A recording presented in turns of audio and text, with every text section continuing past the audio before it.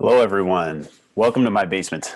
I'm going to give you a quick crash course on momentum and impulse, just to remind you of what we were doing before break. So we'll call this a quick crash course in momentum. So because momentum, crash, haha. So what do we remember? What is momentum? What does it mean for an object to have momentum?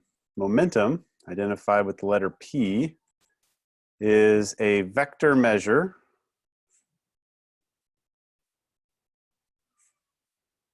of moving inertia. We might also describe momentum as what we've lost since we left for spring break. Moving inertia is a measure of how hard it is to stop something. So things with lots of momentum are difficult to stop. Formula for momentum is the product of mass and velocity. So big objects that are moving fast have the most momentum. The units are in kilogram meters per second, a unit of mass times a unit of velocity. So momentum is a vector, though. That's a very important thing to keep in mind. So you could have two objects that have different masses and different velocities, and yet they could have the same momentum. In other words, a big object moving slowly could have the same momentum as a small object moving quickly. It's the product of the two that gives its momentum. So think about, a boulder that's moving slow is hard to stop, but a bullet that's moving fast is also hard to stop. They both have momentum. However, since it's a vector, they would need to have the same direction in order to have the same actual momentum. So you could have two objects that are moving the same speed, but if they're moving in different directions, then they have different momentum. Do not have the same momentum. So all of this leads to Newton's second law, and I could make a pun here, but that would probably be a little forced, so I won't. Newton's second law, if you remember, F equals ma. Maybe one of the most famous equations in high school physics. This is a vector equation as well. We have a net force acting on an object. Net forces make things accelerate. And to make something accelerate, it's the same thing to change its velocity. So forces make things change their velocity is really what Newton's second law is all about. But this can be written in another way as well. And this is interestingly how Isaac Newton actually formulated his second law when he published it, is that a net force is equal to the rate of change of momentum. Or a new way of writing Newton's second law, and a useful way of using this in problem solving would be to expand it. We have a final momentum minus an initial momentum all over some period in time. So this also goes on our equation card along with the formula for what momentum is. This would be to say net force will change an object's momentum. That makes sense since changing your velocity is accelerating and velocity is part of momentum. So if you push on something or pull on something, you can make it change its momentum. Now it may be kind of impulsive of me right here, but I do need to introduce another term. Impulse. So remember this one, impulse, just like momentum has a letter P for its symbol, kind of strange. We have J as the symbol for impulse. J is the term we use, or impulse is the term we use for a force applied for a period of time. So this is it's a little bit like work. Work is a force applied over a displacement, and when we do work, we change something's energy. And impulse is like that. We're looking at a force not over a displacement, but a force over a time. And they both, of course, are happening at the same time. If you hit a baseball with a bat, you're doing work to the ball, and you're also applying an impulse. It's just another way of looking at the same phenomenon. But a force times a time is the impulse.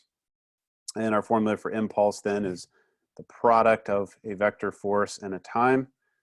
Both of these have directions. So if you push something to the right, it gets an impulse to the right. Or if you pull something downward, it has an impulse that's downward. And as we can see just from rearranging this equation, if I multiply both sides of this formula by delta t, that impulse is also equal to momentum change. So the bigger the impulse is on an object, the more you're going to change its momentum. This is also equal to the area under a force versus time graph. So if you have a steady force for a steady amount of time, you can just multiply them both together. But if it's a variable force, if it changes, then you would need to find the area under the graph. The units for impulse are most commonly measured in Newton seconds, time and a force unit being multiplied together. But impulse also has the same units as momentum. So the Newton second is the equivalent to a kilogram, let me write this correctly, a kilogram times a meter per second has the same unit as momentum does. So let's just look at an actual example of this. And I don't know, maybe I've been on break too long, but this is the example that I came up with off the top of my head. So imagine you're gonna hit a tennis ball into a bush. Maybe you're pretty bored, you know, social distancing, right? Make sure you don't get too close to this bush. But you're going to apply a force to this ball and you're gonna hit it into the bush. So here you are, there's your bush, and you know, you pick whatever bush you like. It could be George or Jeb or George W, or we could just go with this sort of standard holly bush here. So it's up to you. So this guy comes along and he applies a force with his racket, a force that's in the positive direction on the ball. And that happens for a period of time. It's probably a very short period of time, you know, maybe a millisecond or a tiny fraction of a second. And the effect of that is some kind of a force that's probably not a constant force, but a force that changes a little bit. So the ball's kind of hanging there and then he hits it with the racket. And over a very short period of time, he exerts this real big force. It kind of goes up and down like this because as the ball and the strings compress and distort, it's a little bit like compressing a spring. The force changes in size. Okay. And so we get, you know, we wouldn't be able to just multiply that force times the time because it changes values. What we could do is we could shade this area in. If you're taking some calculus, we could integrate this curve, find the area under it. And we have a positive impulse since our force has a positive value. And that would mean that we're going to have a positive momentum change. So we see positive delta P. So the ball is going to change its momentum in the positive direction. The ball's given, say it's given positive momentum. It's over here. By the racket. And so of course then that makes the ball begin to fly forward until it runs into the bush. And the ball runs into the bush. And the bush is going to exert a force on the ball, force in the negative direction for some period of time. So there's a period of time where maybe there's no force acting on the ball, and then the ball gets a negative force. So you can have negative areas too. Maybe something like this as it runs into the bush. And it may not be as much of a force, but maybe it acts for a little longer time because the bush has some more give to it. And so we'd have another area down here. This would be a negative area, a negative impulse, and therefore a negative momentum change. And so perhaps that, you know, the ball was given positive momentum by the positive impulse, and then maybe we have our momentum taken away by the bush and have the ball brought to rest. So this is just, you know, free for coming a little bit beyond the physics curriculum, but this is also called a stalagmite and a stalactite. And we draw like a bat hanging upside down here, right?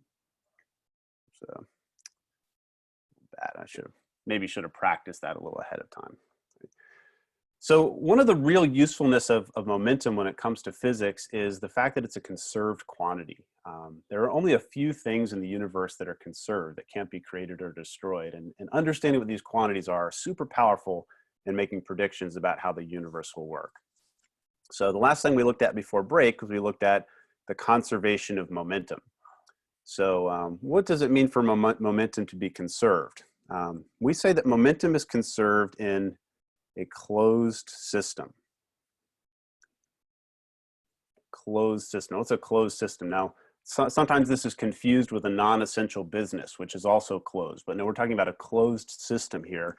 A closed system is one where there's no outside force acting. So objects can interact and they can exert forces on each other, but nothing comes from outside of the system to act on them.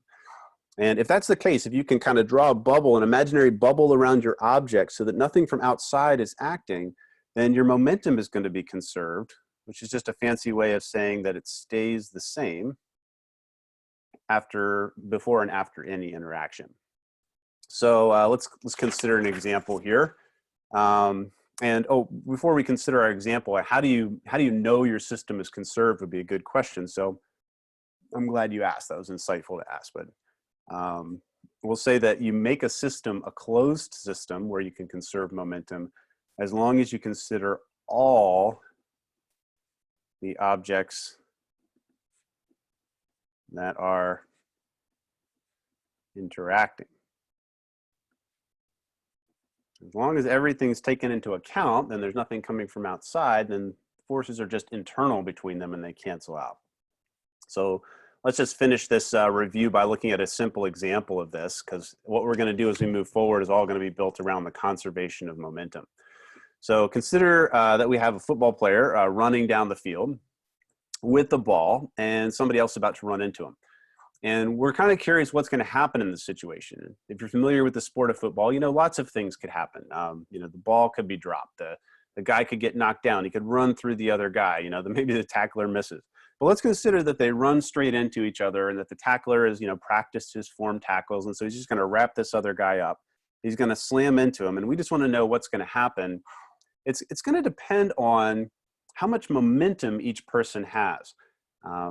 And the momentum that they have is going to dictate whether they hit and stop or whether they end up getting kind of blasted backward by the tackler or continue forward in the line of the runner. So let's just put some numbers to it. Let's say that the guy running with the ball has a mass of 60 kilograms. And as he runs in this direction, he's running at 5 meters per second. Okay. And then just to make things interesting, we'll make our tackler a little bit bigger. We'll say that he's 80 kilograms. And as he's running towards him, that's a different vector direction. So he would have a velocity that's negative. So we'll say negative 4 meters per second. Okay, now in physics, we have enough information to tell what's going to happen after this collision. If we make our system a closed system. In other words, we consider all of the objects that are interacting. Now, both of these players are going to change their momentum when they run into each other, but as a whole system, their momentum is going to stay the same. There's no outside force. We got gravity and the normal force canceling, and then the other forces are just the forces of the tackle. Okay.